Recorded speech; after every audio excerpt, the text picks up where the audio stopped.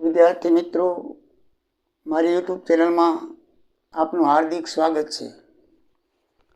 અત્યાર સુધી આપણે વ્યાખ્યાઓની અંદર ખેતી વિશે આપણે જોઈ રહ્યા છીએ। ખેતીની અને બિનખેતીની આવક કોને કહેવાય એ અત્યાર સુધી આપણે જોયું। હવે આપણે આગળ ખેતીની આવકની ગણતરી કેવી રીતે થાય છે એ આપણે જોઈએ। આમ તો ભારત દેશની અંદર ખેતીની આવક કરપાત્ર નથી। ખેતીની આવક છે એના ઉપર કોઈ પણ જાતનો આવકવેરો લેવાતો નથી, કારણ કે કલમ 10(1) મુજબ ખેતીની આવક ઉપર કરવેરો ઉઘરાવવાની સત્તા માત્ર રાજ્ય સરકારને છે। કેન્દ્ર સરકાર તેના ઉપર કરવેરો ઉઘરાવી શકતી નથી। એટલે ફક્ત રાજ્ય સરકાર ઉઘરાવતી હોવાથી એ ખેતીની આવક જે છે કરમુક્ત છે। રાજ્ય સરકાર પણ ઉઘરાવતી નથી, કેન્દ્ર સરકાર એની આકારણી કરી શકતી નથી। એટલે આમાં 1974-75 એવું નક્કી કરવામાં આવ્યું કે ખેતીની ચોખ્ખી આવકનો સમાવેશ બિનખેતી કરપાત્ર આવકમાં થવો જોઈએ। એટલે અત્યારથી 74-75 પહેલાં સંપૂર્ણપણે ખેતીની આવક કરમુક્ત હતી, પણ 1974-75ના વર્ષ પછી એવું નક્કી કરવામાં આવ્યું કે ભાઈ કોઈ વ્યક્તિની બિનખેતી અને ખેતી આવક મર્યાદાથી વધારે હોય, એટલે કે ખેતીની આવક 5,000થી વધારે હોય અને બિનખેતીની આવક 5 લાખથી 2.5 લાખથી વધારે હોય, બરાબર છે। આપણે મુક્તિ મર્યાદા 2.5 લાખની છે, 2.5 લાખથી વધારે હોય તો બંનેનો સરવાળો કરી અને આવકવેરાની ગણતરી કરવી। ખેતીની આવક 5,000થી વધારે તો અને બિનખેતીની આવક મર્યાદાથી વધારે, એટલે કે 2.5 લાખથી વધારે, સિનિયર સિટીઝન 3 લાખથી વધારે, એનાથી વધારે તો 5 લાખથી વધારે હોય તો બંનેની આવક ભેગી કરીને કરવેરો ગણવો। મિત્રો બરાબર ધ્યાન દેજો, બંનેની આવક જે છે એ ખેતીની આવક કેટલાથી વધારે હોવી જોઈએ? 5,000થી વધારે હોવી જોઈએ, અને બિનખેતીની આવક કેટલાથી વધારે હોવી જોઈએ? જે કરમુક્તિ છે 2.5 લાખ, 2.5 લાખથી વધારે હોવી જોઈએ। તો એ બંનેની આવક ભેગી કરીને પછી કરવેરાની ગણતરી કરવામાં આવે છે। જોકે એમાં ખેતીની આવક ઉપર અને જે કરમુક્તિ આવક જે છે, દાખલા તરીકે ખેતીની જે 50,000 અને ઓની છે 2.5 લાખ, તો 2.5 લાખથી અને 25 લાખ 3 લાખ ઉપર વેરો લેવામાં નહીં આવે। જે બિનખેતીની આવક 2.5 લાખથી ઉપર હોય તો એ બંનેનો જોડો 3 લાખ સુધી કરી અને એની કરમુક્તિ આવકવેરામાંથી કપાઈ જાય છે। કેવી રીતે કપાય છે એ તમે સમજો। હું તમને એક ઉદાહરણ આપું। પહેલાં મેં જે સમજાવ્યું એ તમને કહું છું કે કરના 1974 પછી એવું નક્કી કરવામાં આવ્યું કે કરના દર નક્કી કરવાના હેતુ માટે, આ હેતુ શા માટે કરવામાં આવ્યો કે કરનો દર નક્કી કરવા માટે, એના માટે કર જે ચૂકવે છે એના માટે દર નક્કી કરવો। કારણ કે ખેતીની આવક બહુ હોય અને પાછું પોતે એકલા ખેતી ઉપર આધારિત હોય તો ઠીક છે, અમુક આવું શા માટે કરવામાં આવ્યું કે એકલો પોતે ખેતીની આવક ઉપર આધાર હોય ને તો ટોટલ ખેતીની આવક ફ્રી છે, પણ ઘણી વખત ખેતી પણ કરતા હોય, સાથે સાથે બીજો પણ ધંધો કરતા હોય, એટલે ગવર્મેન્ટને એમ લાગ્યું કે ભાઈ આપણે ખેતીની આવક ભલે એને ફ્રી આપી છે, પણ સાથે સાથે બીજો ધંધો કરે છે તો એની બંનેની ભેગી આવક કરી અને જે આવક જે મુક્તિ છે કે 2.5 લાખ અને 50,000, એ 3 લાખ ઉપર આપણે વેરો ન લઈએ, બાકીના ઉપર તો વેરો લેવો જોઈએ, એવું 1974-75થી નક્કી કરવામાં આવ્યું। તો એ કેવી રીતે નક્કી થાય છે એનું આપણે એક ઉદાહરણ જોઈએ। દાખલા તરીકે તમારા પાઠ્યપુસ્તકનું ઉદાહરણ છે 43મા પાના ઉપર। એમાં શ્રી મયુર જે છે ઉંમર વર્ષ 50 છે, એટલે સિનિયર સિટીઝન નથી। બિનખેતીની કરપાત્ર આવક એની 5,70,000 છે અને ખેતીની આવક 50,000 છે। તો તેની ખરેખર ચૂકવવાપાત્ર આવક શોધો। તો એની ચૂકવવાપાત્ર આવક કેટલી થાય તે, ત્યાં ખેતીની આવક કેટલી હોવી જોઈએ? 5,000થી વધારે હોવી જોઈએ, તો 5,000થી વધારે છે, બરાબર છે। પછી બિનખેતીની આવક કેટલી હોવી જોઈએ? 2.5 લાખથી વધારે હોવી જોઈએ, તો 2.5 લાખથી વધારે છે, બરાબર છે। તો એ બંને વધારે હોય તો બંનેને ભેગી કરીને આપણે બંનેને શું કરવું પડે? ભેગી કરીને એની કરની આવક ચૂકવવી પડે। પહેલાં માનો કે આપણે ઇન્ડિવિડ્યુઅલ લખીએ, એટલે કે 5,70,000ની આવક જે છે એ ટેબલ 1 પ્રમાણે લખીએ કે એની ખરેખર આવક કેટલી થાય। માનો કે ખેતીની આવક નથી તો 2.5 લાખ સુધી ફ્રી છે, બાકીના 2.5 લાખના 5% એટલે કે 12,500 થાય. અને બાકીનું 5 લાખથી ઉપર એટલે હવે તો કાંઈ વધી નથી, 2.5 5 તો વપરાઈ ગઈ, બાકી 70 વધી, તો 70ના 20%નો સ્ટેપ આવે 5 થી 10, બરાબર છે. તો 20%ના સ્ટેજની અંદર આપણે આના 20% લખીએ તો 14,000 થાય. તો 14 ને 12 26,500 ને 4% આપણે હેલ્થ એન્ડ એજ્યુકેશન સેસ લગાડીએ તો 1,060, એટલે ટોટલ કુલ કરપાત્ર આવક એની 27,560 થાય, બરાબર છે. આ તો તમને આવડે છે, આપણે શીખી ગયા છીએ, બરાબર. આ એની ઇન્ડિવિડ્યુઅલ આવક, બિન ખેતીની આવક થઈ. હવે જો આપણે 74-75 ના કાયદા મુજબ જોઈએ તો એની બંનેની આવક ભેગી કરીને આપણે ગણવી પડે. તો કેવી રીતે જુઓ, બિન ખેતીની આવક 5,70,000 છે, ખેતીની આવક 50,000. જો ખેતીની આવક 50,000 જે સંપૂર્ણપણે એને કરમુક્ત થશે, એના ઉપર વેરો નહીં લેવામાં, પણ ભેગી કરવામાં આવશે. કેવી રીતે વેરો નહીં લેવામાં આવે તમે સમજો. 5,70,000 વત્તા 50,000 તો ટોટલ થાય 6,20,000 પર વેરાની ગણતરી કરવાની છે. આપણે જેમ અત્યારે કરીએ એમ 6,20,000 ઉપર કરી તો પહેલાં 25,000 0 થાય, બરાબર છે. 25ના 25 5 લાખ ઉપર 2.5 લાખ ચૂકવાઈ ગયા, ફ્રી છે, એટલે 2.5 લાખ ઉપર 5% 12,500 થાય. તો 2.5 5 વપરાઈ ગયા, બાકી કેટલા લખ્યા, કેટલા વધ્યા, 1,20,000ના 20%નું સ્ટેપ આવશે તો 24,000 થશે.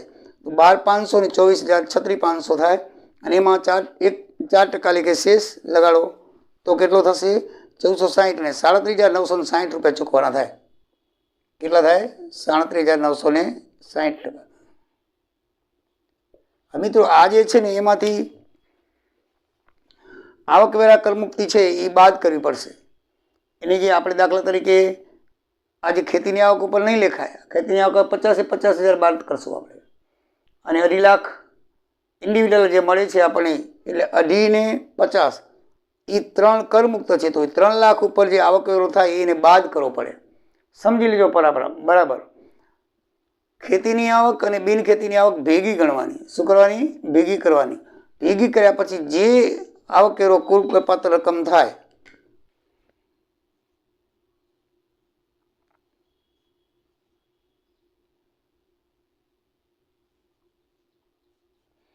જે કુલ કરપાત્ર રકમ થાય એના ઉપરથી એની જે આવક મર્યાદાની જે લિમિટેશન છે, મીન કે ફ્રી છે, ખેતીની આવક પૂરેપૂરી ગમે એટલી આવક દર્શાવી પૂરેપૂરી ફ્રી આપવાની છે.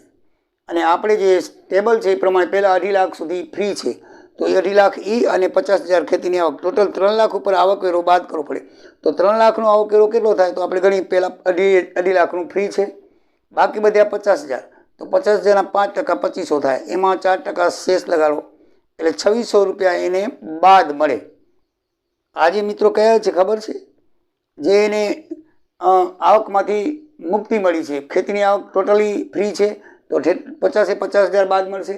અને બીજી જે આવક છે આપણને 2.5 લાખ સુધી ફ્રી છે, તો 2.5 લાખ ને 50,000 એટલે એને શું છે, એમાં જે વેરો થાય છે એ બાદ કરવાનો, એના ઉપર વેરો નથી લગાવવાનો. ગણતરીમાં લેવામાં આવે છે પણ વેરો લેવામાં નથી આવતો, ધ્યાન રાખજો. તો પણ ફરક કેટલો પડે તમે જોઈ લેજો. તો એ 3 લાખ રૂપિયા ઉપરનો 2,600 વેરો બાદ કરીએ એટલે 35,360 રૂપિયા એને ચૂકવવાના થાય. આમાં એને 27,560 7800 જેવો આમાં એને વધારે ચૂકવવા પડે ખેતીની આવકમાં. તમે જો આમાં ખાલી ખેતીની આવક ન હોય અને ખાલી એમ જ હોય તો એને 27,560 ચૂકવવા પડે. પણ 1974-75 પછી સરકારને આવક વધારવા માટે આ ઇનડાયરેક્ટલી રીતે સરકારે છે ને થોડો ઘણો ખેતી ઉપર ટેક્સ નાખી દીધો છે. આપણને એમ લાગે કે આમાં તો ફ્રી આપી છે, વેરો કાપી નાખ્યો છે, પણ હકીકતમાં વેરો કાઢ્યો નથી, થોડોક લગાડ્યો છે, પણ ખબર પડતી નથી. કારણ કે નક્કી તો જો આ ઇન્ડિવિડ્યુઅલ ખેતીની આવક નથી તો 27,560 થાય છે, અને ખેતીની આવક જોડવાથી ખાલી 50,000 જોડી તો એના ઉપર 7800 વધી ગયા. વિચાર કરો તમે. એટલે ઇનડાયરેક્ટલી રીતે વેરો નાખી દેવામાં આવ્યો છે. સમજાઈ ગયું? એટલે આમાં શું છે,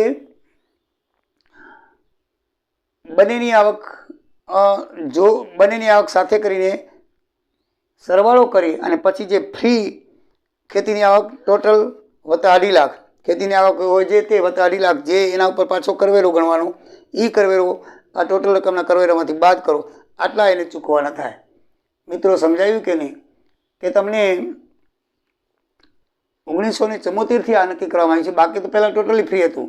તો 1974-75 એવું નક્કી કરવામાં આવ્યું કે જો કરદાતા છે એની બંને આવક હોય, ખેતીની આવક હોય અને બિનખેતીની આવક હોય, તો ખેતીની આવક તો એ ફ્રી મેળવવા માંડ્યું. એટલે સરકારને એમ થયું કે આ તો થોડું ઘણું ગલત થાય છે કે એમાં અમાય ઘણું કમાય છે ને આમાંય ફ્રી કમાય છે, તો કંઈક કરવું જોઈએ. તો એમણે આ રીતે કર્યું કે ભાઈ તમે બિનખેતીની આવક અને ખેતીની આવક બંને સાથે ગણી અને કરવેરો નક્કી કરો, અને એ કરવામાંથી તમને ખેતીની આવક સંપૂર્ણપણે અને 2.5 લાખ સંપૂર્ણ તમને બાદ કરી દઈશું, બાકીનો વેરો તમારે ભરવો. તો આ રીતે એને ભર્યું, બરાબર ને. કે પહેલાં આ ઉદાહરણ તમને એટલા માટે બતાવ્યું છે કે ખરેખર જો ખેતીની આવક ન હોય એને, બરાબર ને, તો એને આટલા જ ભરવા પડે, 5,70,000 ઉપર, બરાબર. પણ જો ખેતીની આવક 50,000 જોડી દેવામાં આવે, ખાલી 50,000 જોડી દેવામાં, તો એને 35,360 ભરવા પડે. અહીંયા પાછું એમ કર્યું છે, જો 2.5 લાખ અને 50,000 બંને કરમુક્તિ એને જે ઉપર વેરો છે એ બાદ કર્યું છે, છતાંય પણ એને વેરો ચૂકવવો પડે છે. તો મિત્રો આ તમે બરાબર સમજો કે ખેતીની આવક જે છે એ ટોટલી ફ્રી છે, અને અહીંયા ટોટલી ફ્રી પણ કર્યું છે, બરાબર. એના હોય તો વેરો લીધો નથી, બાદ કરી દીધો છે, બરાબર. અને 2.5 લાખની જે આવક મર્યાદા છે એ પણ બાદ કરેલી છે, અને એના ઉપર જે વેરો લેવા તો એ પણ એને બાદ કરીને પછી જે વધે છે એ જ ચૂકવવાનો આવે છે. તો આ રીતે બરાબર ધ્યાન રાખજો. તમને જ્યારે પણ ખેતીની આવકની અંદર બિનખેતી અને ખેતી બંને જ્યારે વ્યક્તિની દર્શાવવામાં આવે ત્યારે દાખલાની અંદર તમારે બંનેની આવક છે ને ભેગી કરી લેવાની. બંનેની આવક ભેગી કરી અને જેમ આપણે ટેબલ નંબર 1 પ્રમાણે દાખલા ગણી છે એ પ્રમાણેની જે ટોટલ આવક થાય ગણવાની, અને એમાંથી જે મુક્તિ મર્યાદા છે ખેતીની આવક પ્લસ 2.5 લાખ એના ઉપર જે વેરો થાય એ વેરો તમારે આ ફરીથી આ રીતે ગણી અને પાછો બાદ કરો, તો જે નેટ વધે એ 35,360 રૂપિયા એને ચૂકવવાના થાય. સમજાયું મિત્રો? હવે આગળ જોઈએ. અંશતઃ ખેતીની આવક કોને કહેવાય? તો ઘણી વખત એવું હોય છે કે જો અંશતઃ ખેતીની આવક આવકવેરા રૂલ નંબર 7 મુજબ ચા, કોફી અને રબર સિવાયની અન્ય વસ્તુ ઉગાડીને ઉત્પાદન કરી વેચવાથી મળતી આવક અંશતઃ ખેતીની આવક છે. દાખલા તરીકે શેરડી, નર્સરીમાં ઉછેરવામાં આવતા છોડ. ઘણી વખત એવું હોય છે કે આપણે ખેતીની આવક તો કરીએ છીએ પણ પછી ખેતીની આવકની અંદર પ્રોસેસિંગ કરીને પાછું એમાંથી વધારે આવક મેળવી છે, તો એ ધંધાકીય પ્રવૃત્તિ થઈ ગઈ. એટલે ગવર્મેન્ટે એવું નક્કી કર્યું કે ભાઈ તમે ખેતીની આવક કરીને ડાયરેક્ટ બજારમાં વેચો તો અમને કોઈ વાંધો નથી, ટોટલી ફ્રી. પણ તમે ખેતીની આવક ઉપર પ્રોસેસિંગ કરી અને પછી તમે એના પરથી કમાવો છો વધારે, તો એ તમને ફ્રી નહીં મળે. અંશતઃ એટલે દાખલા તરીકે શેરડી છે, શેરડીમાંથી ગોળ, ખાંડ બધું બને, બરાબર છે. તો શેર તમે પ્રોસેસિંગ કરી એના પર ખાંડ બનાવો, એના પર ગોળ બનાવો, તો એના પર તો કેટલો બધો તમને ફાયદો થાય. એટલે ગવર્મેન્ટે એવું નક્કી કર્યું કે ભાઈ તમને શેરડીની જે આવક જે ઉત્પાદન છે એની બજાર કિંમત છે એ તમને ફ્રી આપવામાં આવશે, પણ એના તમે જે પ્રોસેસિંગ કરીને પછી ખાંડ બનાવો કે ગોળ બનાવો એ તમને જે કાયદા મુજબ છે એ પ્રમાણે ટેક્સ ભરવો પડશે. તો મિત્રો એ કઈ રીતે થાય તમે જોઈ લઈએ, બરાબર છે. આવકવેરા મુજબ રૂલ 7 મુજબ ચા, કોફી કે રબર આ 3 વસ્તુ તેમાં ધ્યાન રાખવાની. એ ચા, કોફી, રબરની અંદર શું છે ખેતીની જેમ પ્રોસિજર નથી કરવામાં આવતી, બરાબર છે. એના ઉપર તમને અહીંયા નક્કી કરવામાં આવે છે. જો ચાની આવક હોય તો 60% ખેતીની આવક ગણાશે અને 40% બિનખેતી ગણાશે. નક્કી કરેલું છે, એ આપણે દાખલા ગણશું ત્યારે ખ્યાલ આવશે કે ચાની આવકમાં તમારે 60% આવક ખેતીની આવક માની લેવાની, 40% તમારે બિનખેતી માની લેવાની. પછી રબર બનાવવામાં 65% ખેતીની આવક માની લેવાની અને 35% બિનખેતી માનવાની. ધ્યાન રાખજો, ચા, કોફી અને રબર એ રૂલ 7 મુજબમાં આ સ્લેબ પ્રમાણે નથી, આના સ્લેબ નક્કી જ કરેલા છે, એ પ્રમાણે તમારે આવક ગણવાની છે. ચાનો બગીચો હોય, કોફીનો બગીચો હોય, કારણ કે એના બગીચા બનાવીને ઉગાડવામાં આવે, તમને ખ્યાલ છે. તો એની અંદર જે આવક છે, કારણ એમાં પાછી પ્રોસેસિંગ થાય છે. દાખલા તરીકે તમે જુઓ, કોફીની આવક છે રૂલ 7B મુજબ 75% ભાગ ખેતીની આવક અને 25% બિનખેતી. શું કામ?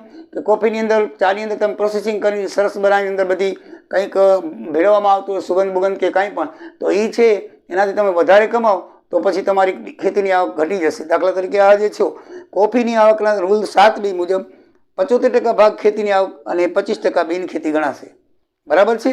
એમાં પ્રોસેસિંગ કોઈ કરવામાં નથી આવતી, બરાબર ને.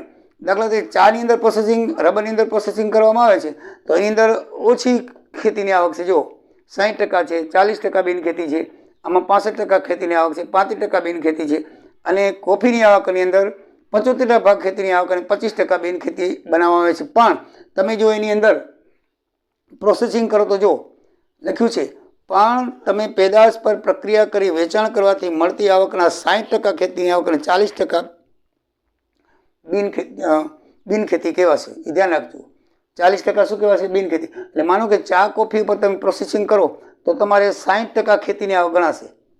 અહીંયા આમ કેટલીક 60 અને 40% શું છે એ બિન ખેતી ગણાશે. બરાબર. આ રબરમાં એવું છે, કોફીમાં પણ એમ જ છે. કોફીની અંદર જો આમ 75% ખેતીની આવક ગણાય છે, પરંતુ પ્રોસેસિંગ કરો તો 60% ખેતીની આવક ગણાશે. પ્રોસેસિંગ કરો તો 60% ખેતીની આવક ગણાશે, ઓછી થઈ જશે, અને 40% શું કરાશે? બિન ખેતી ગણાશે. બરાબર. તો કહેવાનો મતલબ એ છે કે આ તમારે યાદ રાખવાનું છે કે ચાની આવકના 60% આવક ખેતીની આવક ગણાશે, 40% બિન ખેતી ગણાશે. રબરની આવકમાં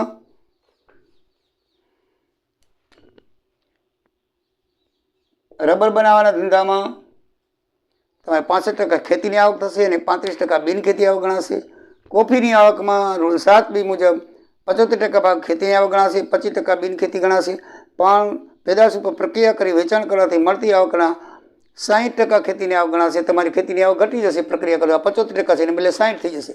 એટલે કહેવાનો મારો મતલબ એ છે કે સરકારે જે નક્કી કર્યું છે એ પ્રમાણે તમે કરો તો તે પ્રમાણે મળશે. પણ તમે એની અંદર જો પ્રોસેસિંગ કરીને કંઈક વધારે કમાવા થાઓ તો તમારી ખેતીની આવક ઓછી લેખવામાં આવશે. સમજાઈ ગયું મિત્રો? એ દાખલા ગણશું ત્યારે વધારે ખ્યાલ આવશે. તો આની અંદર એમ છે કે તમે ઉગાડીને તરત જ વેચી શકાય તેવી પેદાશ માટે પાછલા વર્ષની બજાર કિંમત મુજબ ગણતરી કરી ઉપજમાંથી બાદ કરી જે તફાવત રહે તેને બિન ખેતી આવક ગણાશે. આવકવેરા અધિકારી યોગ લાગે તેટલો વ્યાજબી નફો, જમીન ભાડું, મહેસૂલ વગેરે બાદ કરી તફાવતની રકમ બિન ખેતી ગણશે. બરાબર છે. તમે ઉગાડીને તરત વેચી શકો. દાખલા તરીકે શેરડી છે, તમે ઉગાડીને તરત વેચી શકો તો એ ફ્રી. એની જે બજાર કિંમત હાલતી હોય એટલે બજાર કિંમત ફ્રી. પણ તમે એમ પ્રોસેસિંગ કરો અને વેચો તો એમાં ફ્રી નથી. એમાં કઈ રીતે ગણતરી થાય છે એ આપણે જોઈએ. દાખલા તરીકે શેરડી ઉગાડી ખાંડ બનાવી તેનું વેચાણ કરવામાં આવે છે. નાણાકીય વર્ષ 2023-24 માટે તેની ખેતીની આવક બિન ખેતીની આવકની ગણતરી કરવાની છે આપણે. બરાબર. ખેતી અને બિન ખેતીની આવક. હવે આમાં જો આવી જે પેદાશો છે ને એ પેદાશની અંદર તમારે અંશત પેદાશની અંદર તમારે ખેતીની આવક કઈ અને બિન ખેતીની આવક એ નક્કી કરવું પડશે. અને નક્કી કરવા માટે કેવી રીતે નક્કી થાય એ તમે પહેલાં જોઈ લો. તો દાખલાની રકમ એમ છે કે શેરડી ઉગાવવાનો ખર્ચ 7.5 લાખ રૂપિયા. કારખાનામાં મોકલતી વખતે તેની બજાર કિંમત 12.5 લાખ રૂપિયા, 12.50. ઉત્પાદનનો અન્ય ખર્ચ પણ 7.5 લાખ રૂપિયા છે. બરાબર. અને ખાંડનું વેચાણ કર્યું તો બજારમાં ઉપજ્યા એના 31,25,000 અને અન્ય ખર્ચા 3,75,000 છે. બજાર કિંમત એની 12.5 લાખ રૂપિયા છે શેરડી ઉત્પન્ન કરી ત્યારે. તો ખાંડની બિન ખેતીની આવક કેવી રીતે ગણાય પહેલાં એ જોઈએ. તો ખાંડનું જે વેચાણ છે 31,25,000માંથી એના જે એની બજાર કિંમત અને ખર્ચા છે એ બાદ કરો તો એ બિન ખેતી આવક કહેવાય. એ બાદ મળે એને.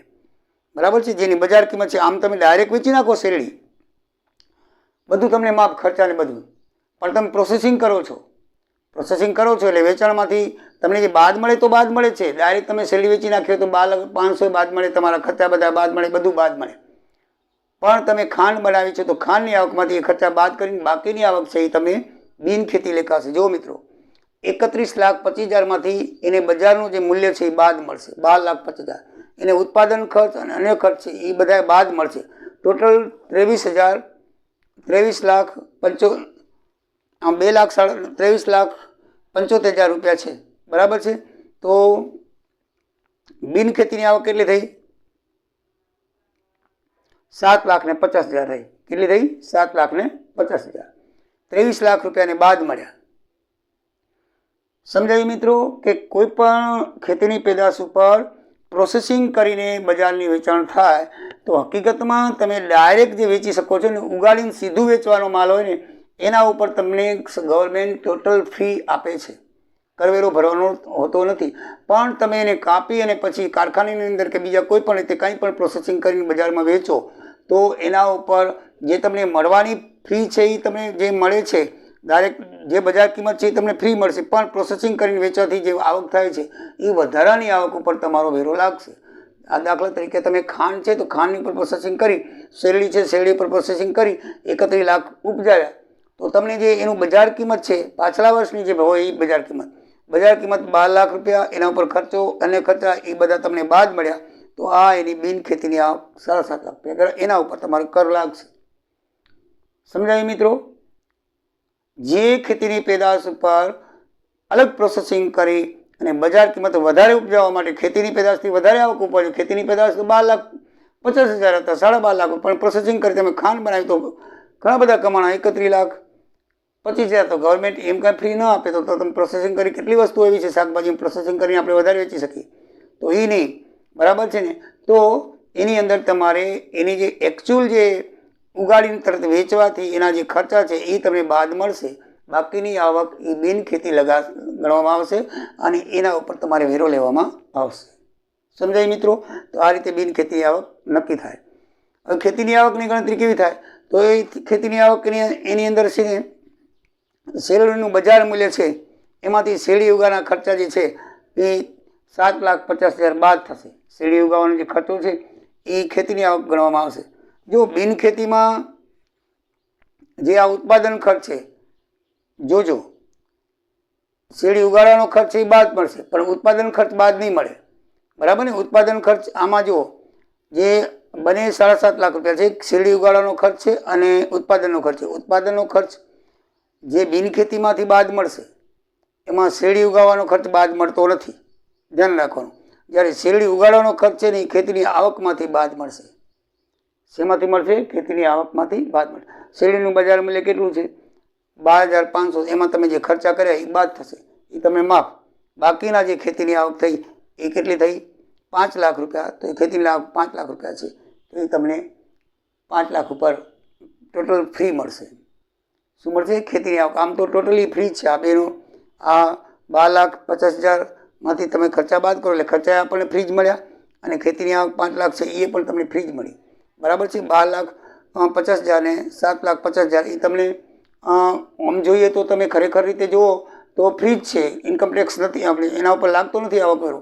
પણ તમને ખેતીની આવક ગણવાની આવે તો તમારે એમાંથી ખર્ચ બાદ કરવા પડે, કારણ કે આ ખર્ચ છે એ ખેતીની આવક નથી. એનું બજાર મૂલ્ય છે એમાંથી તમે ખેતી શેરડી ઉગાડવાનો જે ખર્ચ છે એ બાદ કરો એટલે ખેતીની આવક એની 5 લાખ લેખાય. એટલે ખેતીની આવક અને બિનખેતીની આવક કેવી રીતે ગણાય મિત્રો? હજી ફરીથી કહી દઉં કે બિનખેતીની આવક ગણવાની હોય ને ત્યારે એનું બજાર જે વેચાણ છે, બજારની વેચાણ કિંમતમાંથી એનું જે બજાર મૂલ્ય છે, વેચાણ કિંમતમાંથી બજાર મૂલ્ય, એના ઉત્પાદન ખર્ચા ધ્યાન રાખજો. શેરડી ઉગાડવાનો ખર્ચો નહીં, ઉત્પાદન ખર્ચા, 2 ખર્ચા આપ્યા છે. એમાં ઉત્પાદન ખર્ચા અને અન્ય ખર્ચા એ બાદ થશે અને જે વધશે એને શું કહેવામાં આવશે? બિનખેતીની.